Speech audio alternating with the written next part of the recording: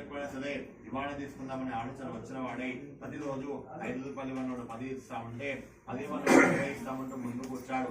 4 రూపాయలు బాగా ఎక్కువగా వచ్చాయి. చాలా ఆనందంగా వాడు ఆ కట్టెలని అమ్ముకున్నాడు. వచ్చిన గర్భం తీసుకుని పూజా సామాగ్రి తీసుకుని ఇంటికి వెళ్ళాడని బ్రాహ్మణుడు తీసుకున్నాడు. సత్యాసవతి అనే పూజా కార్యక్రమాన్ని తీసుకున్నాడు. భగవంతుడు అనుగ్రహం కలిగింది. ధనకనక వస్తవాహనాదులు కలిగాయి. మరవకుండా అతి నిరకవర్ధన చేస్తా ఉన్నారు. అంధకాలం అంతా బ్రాహ్మణుడి కట్టెమూడు కూడాను మోక్షంలో కూడా స్థానం పొందారట. కృష్ణ ద్వితీయాధ్యాయ సమాప్త. సత్యనారాయణ స్వామి భగవానికి జై.